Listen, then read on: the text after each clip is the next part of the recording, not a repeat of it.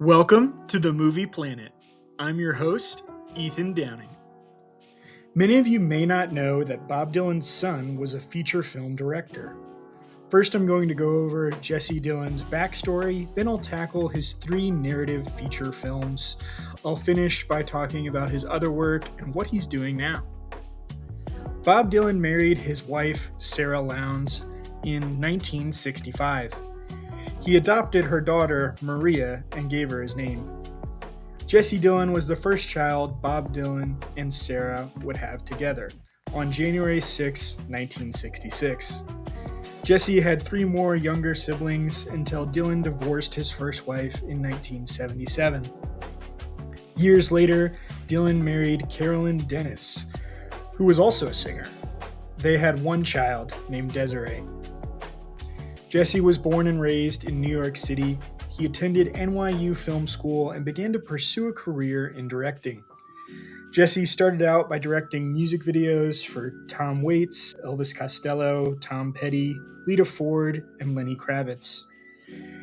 Jesse even provided the cover photo for Tom Waits' album Bone Machine in 1992. In 2001, Universal Pictures gave Jesse a chance at his directorial debut. It's the stoner comedy film How High, produced by Danny DeVito and starring Method Man and Redman. It definitely seems to me like Jesse was not that well connected to the film's plot or the characters, considering that his other films and other work in his career are nothing like it. Jesse was probably excited to direct a film for the first time, no matter what it was. I watched it recently, and it wasn't really my thing. I've never been big on stoner comedies, with a few exceptions. I'm also not a big fan of rap or hip-hop, not to say it's not still a good movie that a lot of people love. With a budget of somewhere between 12 to 20 million, it grossed 31.3 million worldwide. Box Office Mojo said that its international gross was 105,000. I guess there's not a lot of people in Europe that liked stoner comedies in 2001. Regardless of its mediocre performance, it has received a cult following. Some people say it's the best stoner movie ever made. A sequel, How High 2, was made in 2019 with Lil Yachty and DC Young Fly. So this film does have a lasting legacy. His next film was American Wedding in 2003. It's written by Adam Hers, who wrote all of the American Pie movies. I think American Wedding is every bit as good as the first 2 American Pies.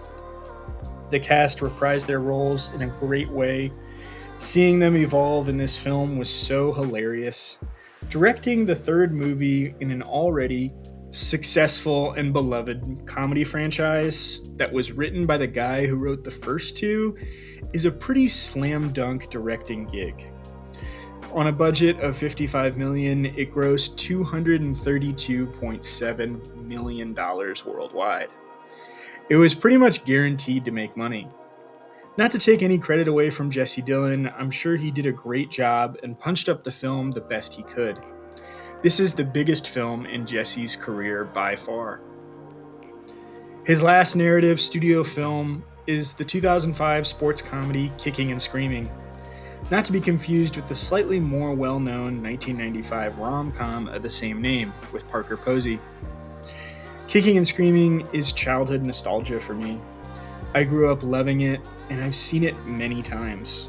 This film is how I found out that Jesse Dylan was a director. It's the main reason I'm doing this video. It was produced by Judd Apatow the same year he produced Fun with Dick and Jane and The 40-Year-Old Virgin. This is Mike Ditka's only legit acting credit. For those of you who may not know, Mike Ditka is an NFL Hall of Fame coach who coached one of the greatest teams ever assembled, the 1985 Chicago Bears, to a Super Bowl victory. He's done cameos in a few things, and he's done sports documentaries, but he's a legit supporting role acting alongside Will Ferrell and Robert Duvall. He had a great performance for a first-time actor. I'm sure he got plenty of coaching. Robert Duvall, on the other hand, was a huge get for this film. When I was watching the behind the scenes for this film, I could really see how grateful everyone was to get the chance to work with Duvall. Ferrell himself seemed rather starstruck to be working with him. We also get to see a young Josh Hutcherson right before he did RV with the late and great Robin Williams, and before Hunger Games. The 2000s nostalgia is so real in this film. Although most movies in the 2000s were shot on film, they went through a digital intermediate process where it is digitized, edited, and color corrected digitally, which gives a lot of films in the 2000s a very muted look to them that I love. Two clear examples of this look are The 40-Year-Old Virgin and Too Fast, Too Furious. Other things that really spark the nostalgia for me is the brick wall coffee shop and the guy behind the counter with the beret and the old dark green Gatorade logo. This movie also means a lot to me because around that same time in 2005, I was on a Little League soccer team and my dad was the head coach, and we had similar looking uniforms. One day I'm going to do a secretly great movie review on it. This is literally a top 100 movie for me. All that being said, with a budget of $45 million, it grossed $56 million worldwide, making it flop number 2 for Jesse Dillon. Because this movie is a flop and it didn't get a cult following or a legacy sequel like How High, it is Dillon's least memorable and notable film, according to most fans and critics. But it's number 1 to me. I can't really find very many interviews or articles where Jesse shared his thoughts on any of his films. Jesse seems like a very private person.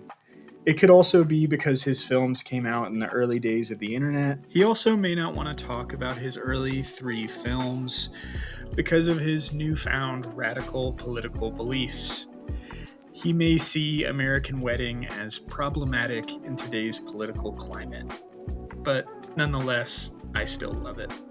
From how it looks to me, as a director who didn't write any of his films, he jumped at the opportunity to make his first film, and after it bombed, he jumped on the surefire box office success so that he could make the film he really wanted to make, Kicking and Screaming.